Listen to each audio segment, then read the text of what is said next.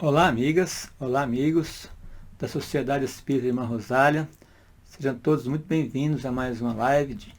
Queremos aqui agradecer de coração o convite da casa por estarmos aqui hoje e externar aqui a nossa alegria, a nossa satisfação de estarmos aqui mais uma vez nessa casa, levando a palavra de Jesus aos corações, divulgando a mensagem do Espiritismo, levando ela a todos aqueles que necessitam.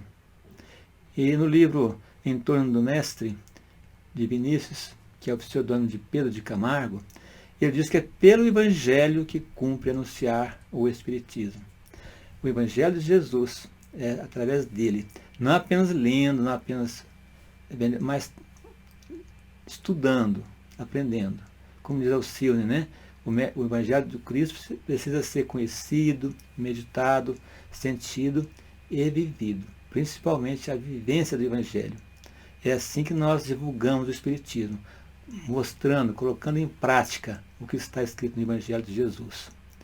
Então, o Evangelho, segundo Emmanuel, no livro Vinha de Luz, ele diz que o Evangelho é o sol da imortalidade, que o Espiritismo reflete com sabedoria para a atualidade do mundo. Olha que coisa interessante, né?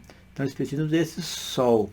Então, como nós precisamos desse sol, que é o nosso astro-rei, para nos aquecer, para iluminar o nosso planeta Terra, para fazer que germine as plantas, enfim, nós precisamos também desse sol do Evangelho, que é para acalmar os nossos corações. Germinar em nossos corações o bem, o amor ao próximo, a mensagem de Jesus. Então, é o Espiritismo que é encarregado, né, de levar essa mensagem, de fazer com que esse sol do Evangelho brilhe e ilumine todos os corações. O Espírito Emmanuel, no livro Estude e Viva, ele fala que o Espiritismo solicita uma espécie permanente de caridade, a caridade da sua própria divulgação.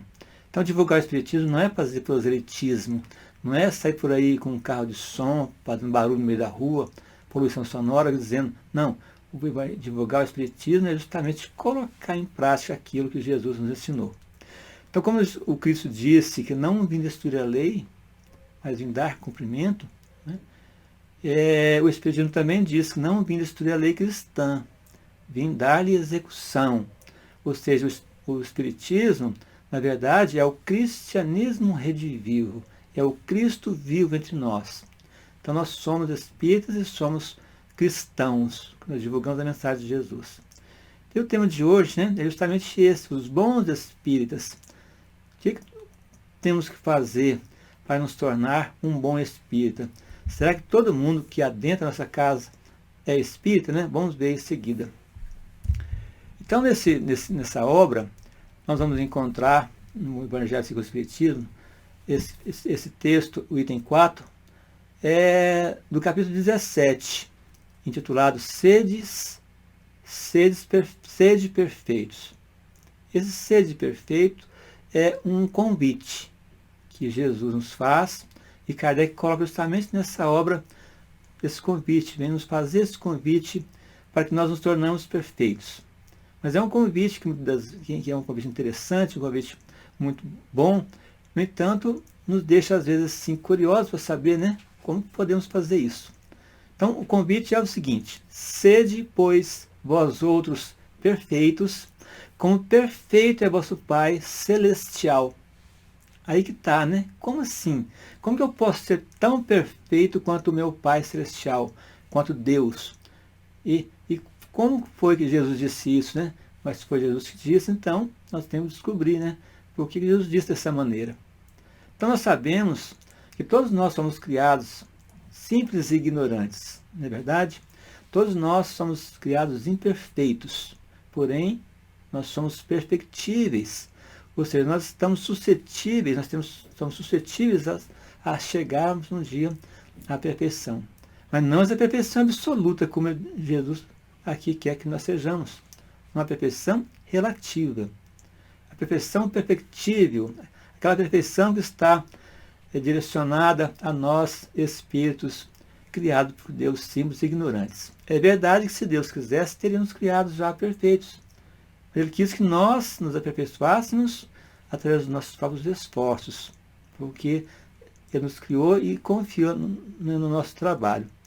Então, por quê? Né? Então, Kardec vai explicar, então, para nós, né? Porque quando Jesus ensinava, Jesus tinha suas técnicas pedagógicas, né? E uma desses recursos pedagógicos que Jesus usava era do exagero, ele exagerar quando ele falava alguma coisa. Então aqui ele fala que nós seremos perfeitos como Deus é perfeito. Então é um exagero, porque nós não vamos ser perfeitos como Deus é. Uma criatura não pode ser tão perfeita quanto o Criador, né? Então nós podemos ver que ele sempre usou. Por exemplo, quando ele fala da fé, né? Se nós tivéssemos a fé do tamanho de um grão de mostarda, nós seríamos capazes de transportar montanhas. Então a fé, ele usou o exagero para menor. Uma fé, tamanho de um grão de mostarda, né? Seremos capazes de transportar o quê? Montanhas. Exagerou agora, né, para maior. Então Jesus utilizava isso. Por quê? Porque isso chamava atenção, né? Fazer as pessoas pensar, raciocinar, refletir, né? Então Jesus utilizou também aqui, né, esse recurso. Mas Kardec também vai nos dizer, né, que tomar ao pé da letra essa frase, essa fala de Jesus, né, pressuporia a possibilidade de a gente achar, nós poderíamos atingir a perfeição absoluta.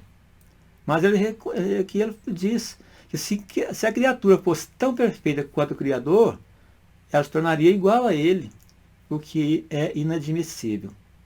Então, Kardec explica que Jesus falou assim, justamente, porque Jesus sempre confiou nas suas ovelhas, né?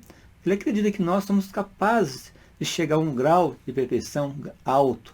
Então, o que ele fez, então, foi limitar a nos apresentar um modelo, a dizer-lhes que se esforcem para alcançar o objetivo.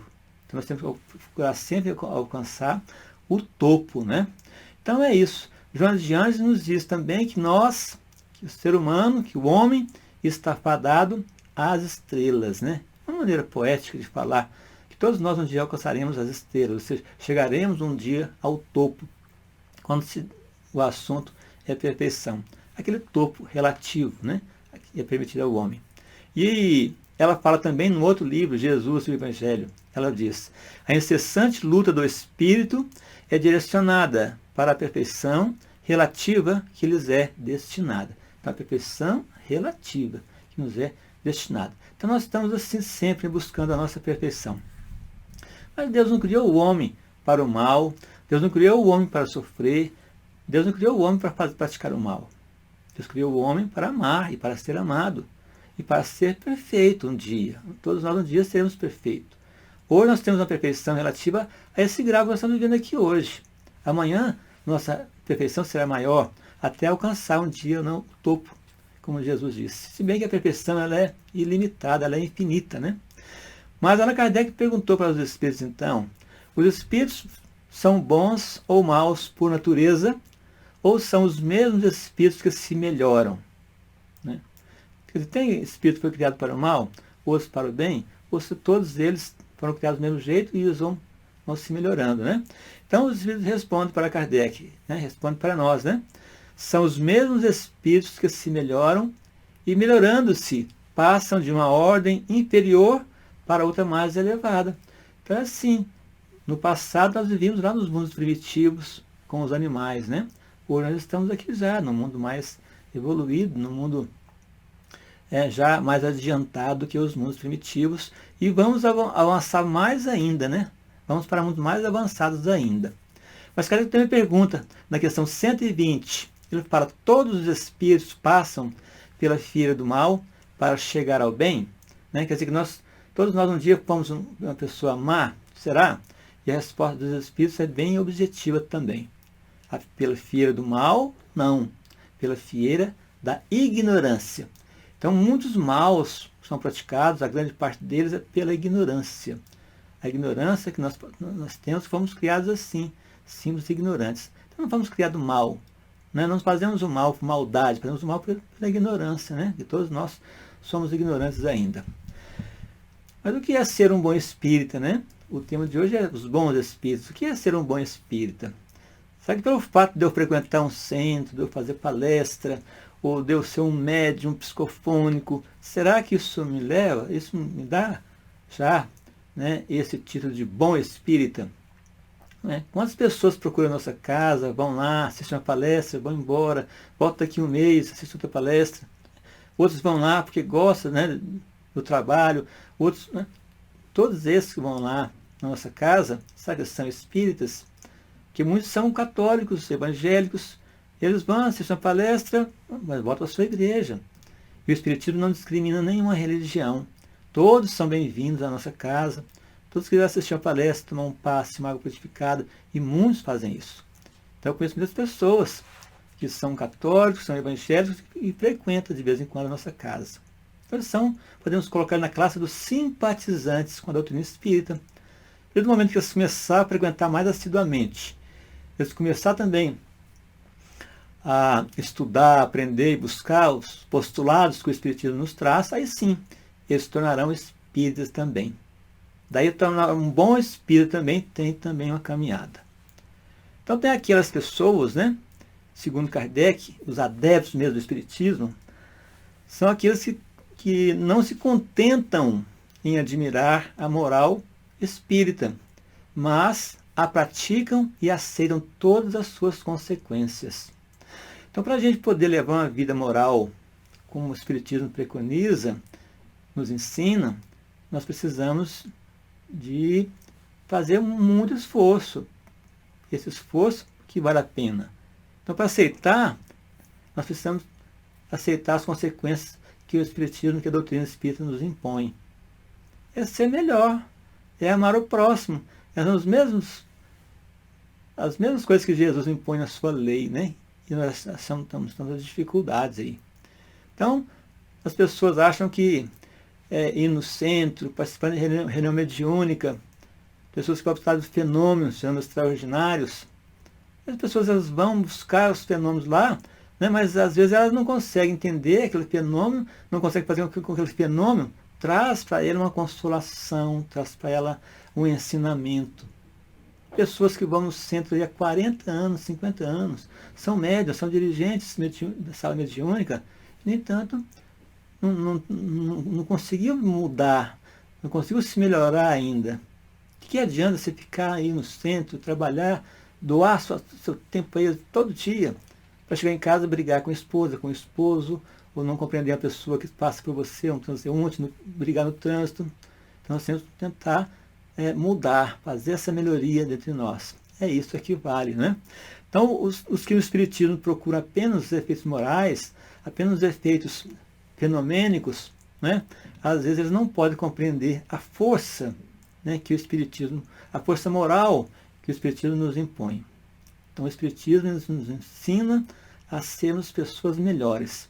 A finalidade principal do Espiritismo, a missão do Espiritismo é tornar o homem melhor, né, por si mesmo, né? Não vou pagar ninguém para se melhorar para mim. Eu que tenho que buscar a minha própria melhora. Para isso, eu tenho que conviver com o meu irmão, com o meu próximo. Então, o Espiritismo, então Kardec fala lá no item 4, que o Espiritismo bem compreendido, mas, sobretudo, bem sentido, o Espiritismo leva aos resultados que caracterizam o verdadeiro espírita como o cristão verdadeiro, pois um e o outro são a mesma coisa. Então, ser espírita e ser cristão é a mesma coisa, porque o espírita ele tem que ser cristão, ele é cristão. Porque o espiritismo nada mais é do que o cristianismo redivivo. Então, todo espírita é cristão, mas nem todo cristão é espírita, né? Porque nós temos o cristão que é católico, que é evangélico, mas todo espírita ele é cristão, porque nós trabalhamos com o Evangelho do Cristo, né? O Evangelho do Cristo que é o nosso roteiro para a nossa reforma interior, que é o nosso objetivo maior. O objetivo não é você ser um médium, receber espíritos, tal. Não, o objetivo nosso é estudar, é aprender, é evoluir. Essa questão da mediunidade, os trabalhos mediúnicos, nada mais é também do que instrução, aprendizado para todos nós. E os irmãozinhos que vêm ali, às vezes, em situações difíceis, eles estão nos alertando, eles estão nos dizendo assim, ó, tá vendo? Eu não fiz a coisa que tinha que fazer, olha como é que eu estou aqui agora. Então ele fala assim, então você vai ter que fazer certinho, você não tem que vir aqui depois no meu lugar, né? Então o Espiritismo, diz Allan Kardec, não instituiu nenhuma nova moral. apenas facilita aos homens a inteligência e a prática do Cristo, facultando fé inabalável e esclarecida aos que duvidam ou vacilam. Então, o Espiritismo é justamente os ensinamentos de Jesus. Não criou nada novo, nada, não, somente. Né? E o Evangelho de Jesus é justamente, Kardec foi justamente na parte moral, né, do Evangelho. Então, meus amigos, nós, como espíritas, podemos ser bons espíritas, mais ou menos, né? Podemos ser excelentes espíritas. O que nós temos que compreender é que nós, para sermos bons espíritos, temos que aprender a conviver com o meu semelhante, com o meu próximo. E o Espiritismo ainda traz uma outra dimensão maior, né? Porque nos traz a dimensão espiritual. O Espiritismo nos traz também, nos responde aquelas perguntas que os filósofos do passado não conseguiram responder, que é de onde viemos, para onde vamos, por que nós estamos aqui reencarnados nesse momento, né? Qual é o motivo da dor, qual é o motivo do sofrimento, por que nós estamos passando agora por uma pandemia, né? Então tudo isso a doutrina espírita vem nos explicar, vem nos claramente. Jesus falou por parábolas, Jesus falou de maneira, deixou muitas verdades veladas, porque o povo daquela época não podia compreender, não tinha ainda os meios que nós já temos hoje. Passaram já 18 séculos até que chega Kardec, e o homem já tinha evoluído, tanto psicologicamente, quanto intelectualmente, né? Então hoje o homem consegue compreender melhor aquilo que Jesus disse por parábolas. Por isso que o Espiritismo não precisa falar por parábolas, ele pode falar abertamente, claramente, explicar inclusive as próprias parábolas. Então, o Espírito é aquele que compreende, né, que nós somos espíritos imortais, que nós temos uma vida pretérita e possivelmente nós falhamos contra as leis de Deus em algumas dessas vidas, mas sabemos perfeitamente que Deus, que é Pai, que é amor, que é bondade, soberanamente justo e bom, nos dá as oportunidades que nós temos para quitar os nossos débitos através do amor, não através do sofrimento. O sofrimento é coisa nossa mesmo, mas a nossa condição, o que Deus nos dá para poder quitar os nossos débitos é o amor, fazer o bem, amar o nosso semelhante.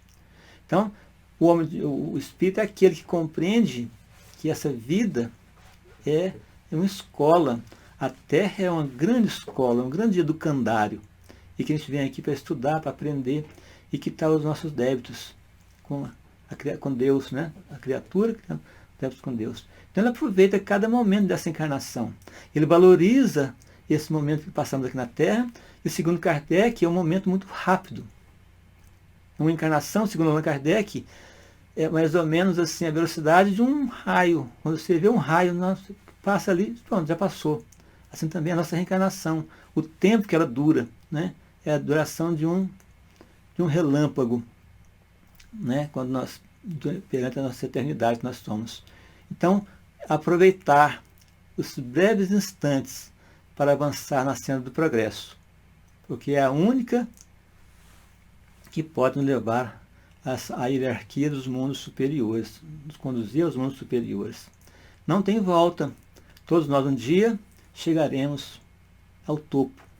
Todos nós um dia nos aproximaremos da perfeição, né, que Deus nos dá. É infinita perfeição. Jesus é o nosso mestre, é o Espírito mais perfeito que a Terra conheceu. Mas ele também está buscando sua perfeição. Cada vez mais, cada vez nos tornamos mais perfeitos. Então nós temos aqui, o Espiritismo nos ensina, né, nesse capítulo, nesse item 4, que é os bons espíritos, Kardec faz um resumo do que é um verdadeiro espírita. Ele já fala que o verdadeiro espírita e o verdadeiro cristão é uma e a mesma coisa, né? Então ele fala que reconhece-se o verdadeiro espírita pela sua transformação moral e pelos esforços que emprega para domar suas más inclinações. Então nós somos reconhecidos por aí, no nosso trabalho, na convivência com nossos vizinhos, né? Pela moral que nós temos. Se nós respeitamos o próximo, se nós ajudamos o semelhante, né? Se nós somos pessoas de bem, é por isso que nos reconhece sim, pela nossa perfeição transformação moral. É por isso que nós estamos aqui, buscando essa transformação moral.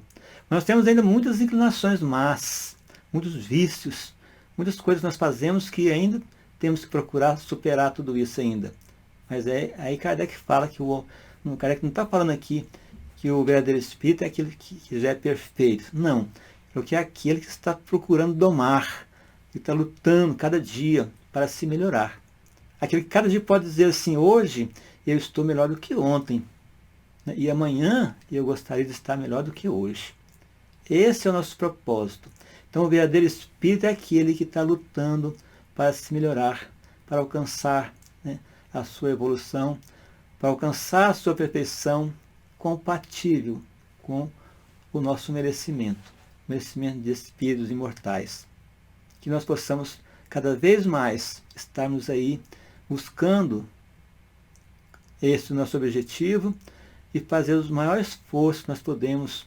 E para isso nós temos então o Evangelho de Jesus, que é a nossa grande cartilha para estudarmos, aprendermos e depois colocar em prática tudo aquilo que nós aprendemos, que é fazer aos outros aquilo que gostaríamos que os outros nos fizessem.